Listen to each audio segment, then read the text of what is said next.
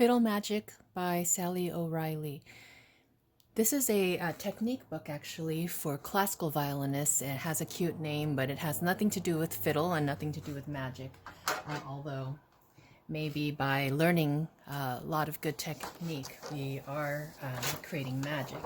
However, this is a book that I actually stumbled upon way too late in my teaching career. And so I just wanted to share with you, this is one of my staples when I'm teaching. I use this with my beginner students, and I introduce it as early as possible. So basically, sometimes I even show them some of these exercises before they're able to read music. But I do have them, do this book regularly as soon as they are able to read music on their own. So even as early as the first 3 months, so probably somewhere between the first 3 to 6 months. So it's fun for, young ones, even the older ones, they enjoy it because it has all of these color illustrations. So it makes, technique a bit more fun and imaginative. I do like the titles. I like the approach. The main reason why I love this book is really because it focuses straight it goes straight to the point. It focuses only on that technique that's necessary, and also it introduces some intermediate and advanced techniques that you normally wouldn't consider teaching to a beginner. So it's just wonderful. It really makes me appreciate it because it doesn't really limit the student. There's even left-hand pizzicato, there's ricochet, and there's a bit of vibrato also, but I don't actually use that portion of the book. I have my own system to teach vibrato, and it introduces shifting to third position, and it has some really difficult things like double stop finger independence, and training the fingers to work as a team, and also individually it helps to create strength and to stretch the fingers. So all these things in preparation for those advanced techniques that you may need even in Paganini caprices. So it's just wonderful. And one of my main complaints as far as actually trying to teach technique to my students, when I use method books, I feel like the students tend to focus more on the notes. So they're busy learning all those notes, and they're beautiful notes like Wolfhart and Sevcik and Shrediak and Matzah's Kaiser. These are all really, really wonderful exercise books and studies. However, I find that even the most beginner book, like Wolfhart puts out I think it's called Elementary Exercises. So that would be like the very first etude book I might introduce to my student. But I feel that there are just so many notes to learn that we don't get a chance to actually focus on the technique. So as you can see in this book, the exercises are very short. Every single one is quite abbreviated. You can see it's only one line or two lines. And we have some finger work here. This is like a trill, a preparation study. This is harmonics, and kids really enjoy this as well. So learning chromaticism and half steps. So you can see every single exercise is super short. And that's what I really love about it, and the variety of techniques that are being taught. This one is especially one of my favorites. This is teaching up bow staccato. So all those really tricky Wieniawski sections that even professionals, struggle with at times, they're teaching it right here. So this is wonderful. So I get to really, because the notes are so simple, I get to really focus in on the actual technique and what's super important about the bow hand and the bow arm, what you need to do to tense and release, and all the components step by step. And then what they do is, once you get the basics, they speed up the up bow staccato by increments. So this is just really wonderful. I use this bunny hop exercise all the time. So just giving you an idea of what's going on here.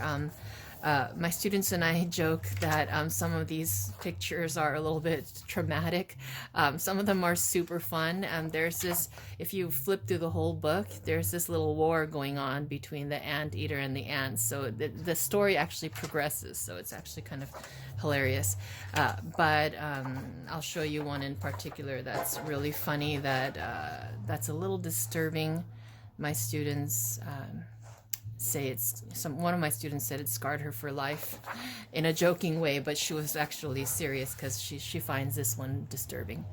So anyways, page 20, this is one of my favorite pages because it introduces the low 2 fingering. So being able to pull the 2 down to a C natural on the A string, and then stretching the pinky, so keeping all your fingers down while you're doing this. And again, it's super short exercise. I just love that. And then also skipping with the low 2, so putting the 2 closer to the 1, but then stretching the 4. And actually I don't advise people to use all fingers here. You just use 0, 2, and 4. So this is a great way to learn the new distance between the fingers when you don't have the other fingers down. So for example, 2 going to 4 feels different, this action, when 3 is not involved. So if the 3 is there, it actually feels very different, like a little more restricted than if you were to just use 2 and 4 with the 3rd finger in the air. Okay, so this is also another one that some kids don't like, but it's kind of funny. We have a good time with this book, and I even have adults use this book as well because it's just so good. This is a good example right here of a more advanced technique. So you're learning how to play arco and sustaining a double stop, and at the same time you're putting your first finger down firmly and then learning left hand pizzicato. So this is just great. It's all going on at once. So it's so good for their brain. It's so good for learning, making new connections, neurally, and also learning about coordination, because making your fingers do different things and then making both hands do different things at once. So the left hand is busy keeping one finger is still and one finger plucking. That's already challenging, and at the same time the bow is having to hold 2 strings at once, which is also very challenging in itself, and then putting it all together is just great. But don't worry, this is not the first one. It's actually quite incremental, so you'll see how Sally O'Reilly, she's just great about building up to things. So what I usually do in the very beginning is I teach the walking exercise. So this is the very first exercise of the book. This is page 4 and 5. So I usually teach just page 4, or I'll do page 4 and 5 if they're a little further along. I kind of hold off on this one because this one is about finger independence, and you're supposed to run your fingers and lift them at the same time. So that's a little bit more advanced in my opinion. And then I teach page 4 along with page 8, and I do maybe one of these or 2 of these or all of them, okay, again depending on the student's skill level. So this is the first appearance of left hand pizzicato, and it's super fun. They just love it. Because some of them have seen advanced players do it, so it's kind of fun for them to be able to figure out how to do that. And also learning that the plus means left hand pizzicato, the PIZZ means right hand pizzicato. So anyway, that's the first time you see that, and then I'll just kind of take you through this. These are all wonderful. I do teach them out of order. I have a very bad habit of jumping around. But I do it for a reason, and this is also super good. That's page 15. But let me keep going with this series of left hand pizzicato and coordination. So here we are. The next step would be to play an A with the bow and then pizzicato on the D. So doing that simultaneously. So this is pretty challenging because the bow wants to go where the finger goes, so often it's hard to keep the bow on the A string. The bow sometimes goes to the D string, so that's a lot of fun. And then let's look for the next instance where we have a left-hand pizzicato. So see how she builds this up. Now we don't have the bow anymore, but we do use one finger firmly in place and the other finger plucking at the same time. So this is also tricky. Usually it's a matter of strength. So when this finger's down and you're plucking, sometimes we lose the power in this finger. So it's good to learn to be firm here and to be not pressing the string here and doing this other motion. So then you'll see how we go to the next stage.